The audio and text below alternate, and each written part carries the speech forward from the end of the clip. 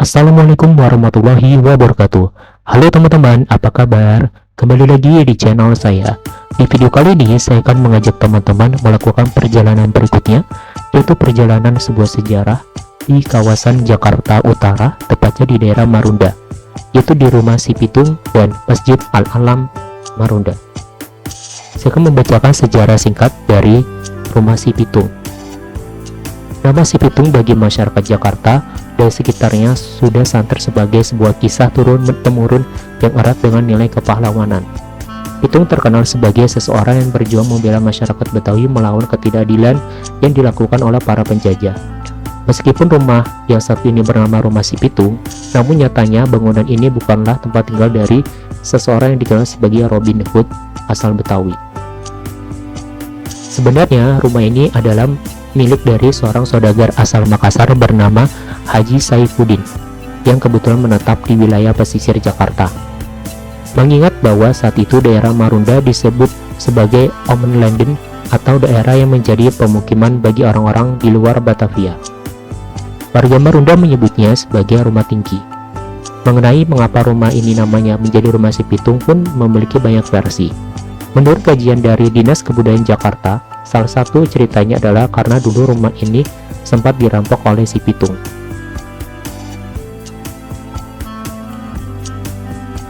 Rampokan ini dilakukan oleh Si Pitung bersama kawannya yang bernama Jebul, Rais, dan Ji.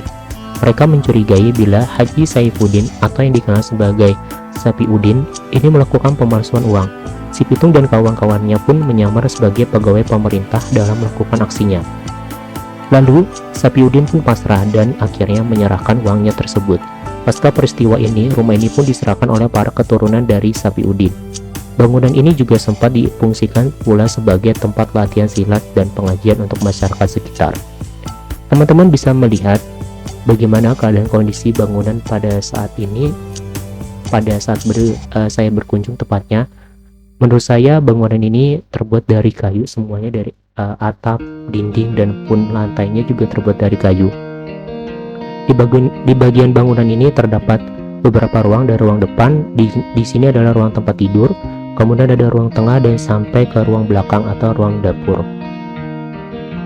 Bagi saya kekurangan dari museum ini adalah di sini tidak dijelaskan secara detail atau secara jelas bagaimana bangunan ataupun barang-barang tersebut diperuntukkan, tetapi di sini cuma dikasih keterangan barang ini apa dan sebagainya seperti itu.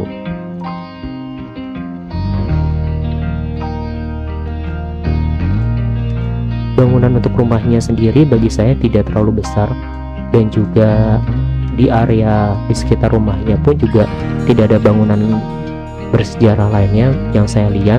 Hanya beberapa ada ruangan atau tempat-tempat lainnya seperti ada ruang musola, ruang pengelola, ruang toilet, dan ataupun tempat yang lainnya.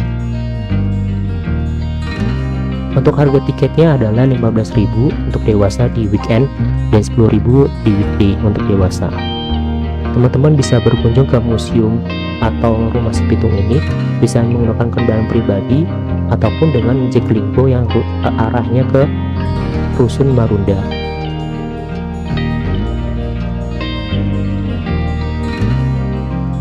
Teman-teman bisa melihatnya, dan ini menurut saya bangunannya juga ada beberapa bagian bangunan itu yang harus bagi tinggi yang 170 ke atas harus menunduk ketika melewati, karena kalau tidak akan terpentok atau terkena kayu di atap bangunan tersebut.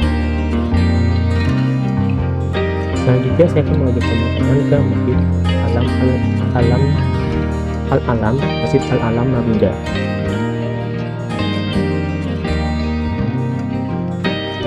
Selanjutnya kita akan berkunjung ke Masjid Al-Alam Marunda.